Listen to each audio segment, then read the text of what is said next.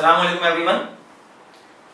आज हमारा world population series का लास्ट लेक्चर है और इस लेक्चर को ज़्यादा बेहतर अंदाज में समझने के लिए दो चीज़ें आपकी हेल्प करेंगी। एक जो मेरा कमर्शियल ज्योग्राफी लेक्चर नंबर 8 है, डेवलप वर्सेस डेवलपिंग, और दूसरा मेरी कमर्शियल ज्योग्राफी की बुक में जो चैप्टर 9 है वहाँ ये सारी डिटेल आपके लिए मौजूद है। Let's start the session. हमारा आज का टॉपिक है human development index and quality of population. जैसे कि आप जानते हैं, human development index was a parameter deciding which country is developed और डेवलपिंग।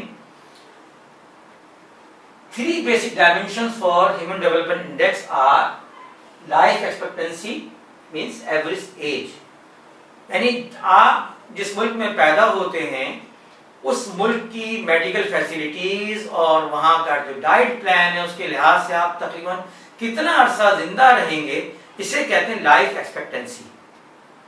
इस लाइफ एक्सपेक्टेंसी को बेस बनाकर ये अंदाजा लगाया जाता है कि कोई शख्स जो है वो उसकी जो डाइट है और उसका जो मेडिकल फैसिलिटी है वो किस हद तक उसके लिए स्टैंडर्ड या अबव स्टैंडर्ड है। दूसरी चीज है literacy rate, means basic education, कि हर बंदा जो है उसको बुनियादी मालूमात है, वो लिख पढ़ सकता है, वो अपनी बेसिक सारी इंफॉर्मेशन को रिकॉर्ड कर सकता है। The third one is standard of living. इन तीन चीजों को मिलाकर हम ह्यूमन डेवलपमेंट इंडेक्स की मदद से रेटिंग करते हैं।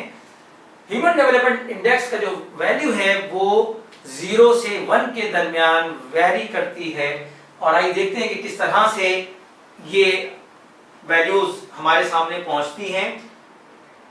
0.88 to 1 very high HDI value, 0.79 to 0.87 high, 0.68 to 0.78 average, 0.55 to 0.67 low.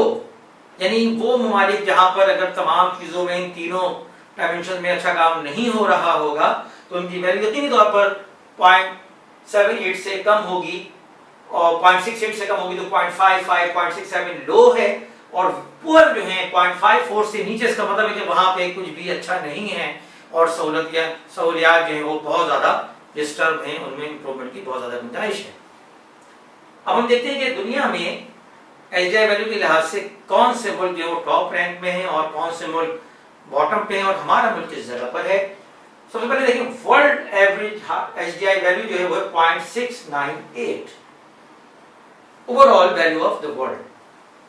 Norway with 0.954 first in the ranking, Switzerland number 2 0.946, Ireland number 3 0.942, Pakistan का जो रैंक है वो 152nd 152वां रैंक है पाकिस्तान का इस HDI रैंकिंग में with 0.560, and the bottom countries जो दो हमारे पास हैं, चैड 0.9401 187th रैंक, और नाइजर 0.3777 189 रैंक पे कंट्री है। अब हम डिस्कस करेंगे कि ये जो तीनों पैरामीटर्स हैं, तीनों जो हमारे डायमेंशन हैं, उनको हम किस तरह से लेते हैं। लाइफ एक्सपेक्टेंसी या एवरेज एज किस तरह से काउंट की जाती है।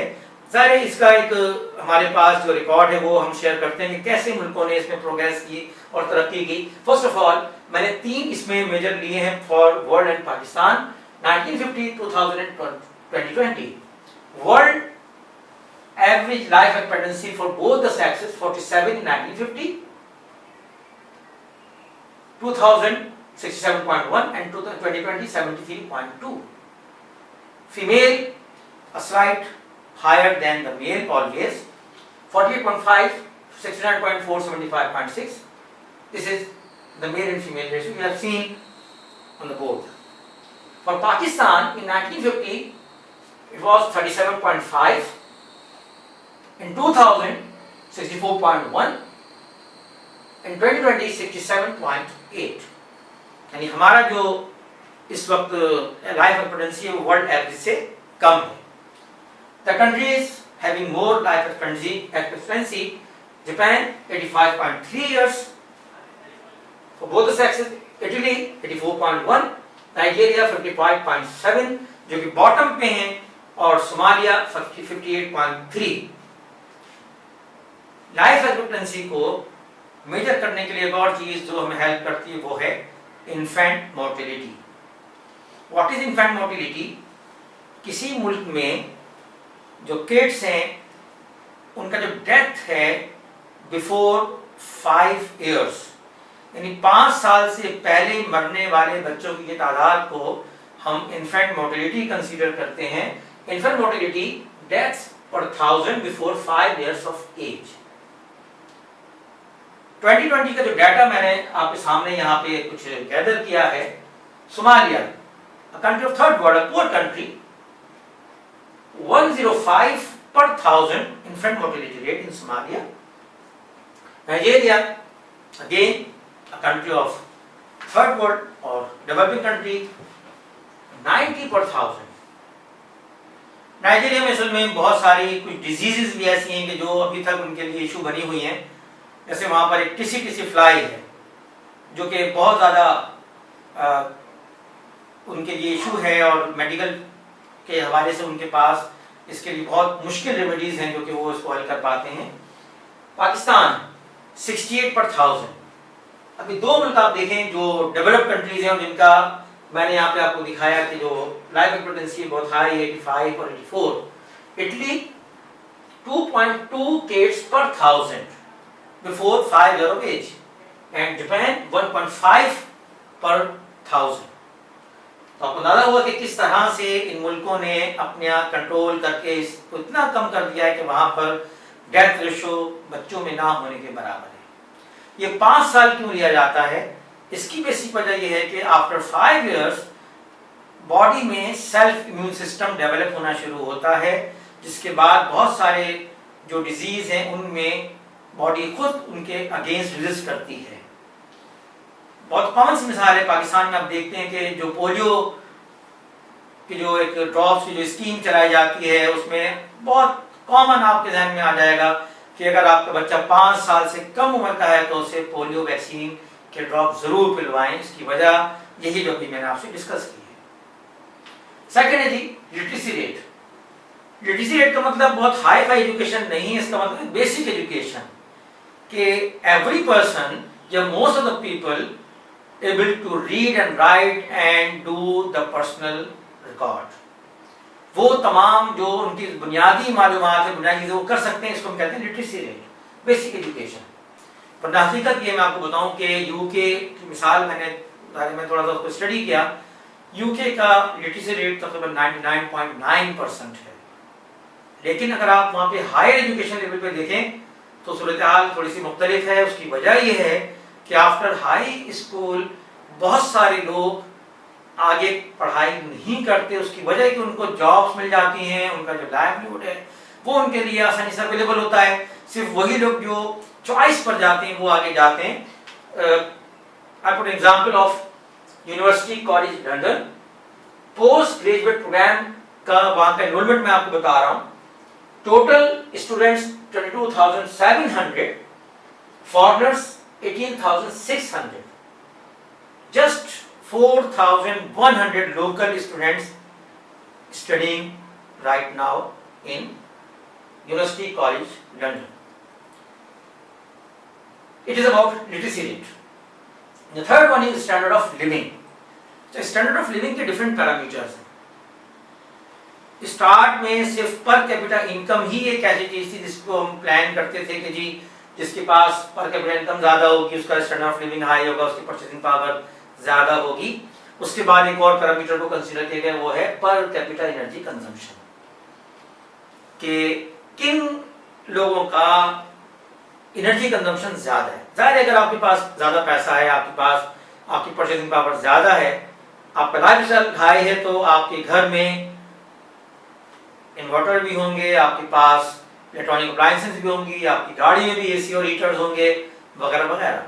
तो इनकम जितनी आप इलेक्ट्रॉनिक अप्लायंसेस बढ़ाते जाएंगे आपका एनर्जी कंजम्पशन लेवल भी हाई होता जाएगा, जबकि एक नॉर्मल लाइफ में और बिलो स्टैंडर्ड लाइफ में इन चीजों की इस तरह से अवेलेबिलिटी नामुमकिन है। तीसरी चीज थी कैलोरीज पर person.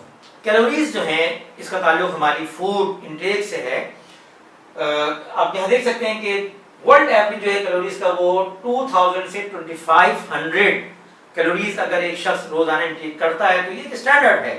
vary from male to female, vary from physical activities to non-physical activities, but it is a range 2000 to 2500. Let's see, USA average calorie intake 3800, Greece 3700, और इनके मुकाबले में आप देखें जो पुअर कंट्रीज हैं, यहाँ पे Congo DR 1500, only 1500, and Burundi 1630. ये जो है वो सारी चीजें जो कि आपके सामने यहाँ पे मैंने पेश की। Last one is purchasing power. ज़ाहिर है जिन मुल्कों में परचेजिंग पावर ज़्यादा होगी, आपकी खरीदारी का लेवल हाई उसी वक्त होता है जब आपके पास एक्स्ट्रा इनकम होती है, आपके पास एक्स्ट्रा पैसा होता है। ये सारी चीज़ें हैं जो मिलकर डिसाइड करती हैं कि क्वालिटी ऑफ पॉपुलेशन किस तरह से इंप्रूव होती है। The last thing, in commercial geography जब हम कमर्शियल एक्टिविटीज को प्लान करते हैं और हमारा बेसिक पर्पस जो होता है वो होता है टू गेट मैक्सिमम बेनिफिट और टू अर्न मैक्सिमम प्रॉफिट, तो वहां पर इस चीज को देखा जाता है कि क्वालिटी ऑफ पॉपुलेशन जो है वो ज्यादा मार्क करती है वॉल्यूम ऑफ पॉपुलेशन के मुकाबले में। यही वजह है कि जो हाई सोसाइटीज होती हैं वहां पर बड़ी बड़ी शॉप्स होती हैं, बड़े बड़े शॉपिंग प्लाजा होते हैं, बड़ी बड़ी फूड चेन होती हैं, जबकि वहां पर आबादी बहुत ज़्यादा नहीं होती, बड़े हाउसेस होते हैं और डेंसिटी पॉपुलेशन इस वजह कम होती है। इनके मुकाबले में जो सबर्ब हैं या जो पैक पॉपुलेशन हैं जहाँ पर मिडिल क्लास और लोअर मिडिल क्लास की आबादी है, अगरचे वहाँ पे पॉपुलेशन बहुत ज़्यादा होती है, डेंसिटी पॉपुलेशन भी बहुत ज़्यादा होती है, लेकिन क्योंकि इनकम ग्रुप कम होता है तो आम तौर से वहाँ पर हाई क्लास बिजनेस नहीं होते, वहाँ पर स्टार होटल्स नहीं होते, वहाँ पे बड़ी फूड चेन नहीं आती, इवन बड़े स्कूल्स वहाँ पर अपने फ्रेंचाइज या अपना कैंपस नहीं खोलते। उन्हें अंदाजा होता है कि यहाँ पर पेमेंट उस तरह से पॉसिबल नहीं होगी। आज हमने डिस्कस किया human development index and quality of population. इंशाल्लाह next time we will start with commercial activities. Thank you.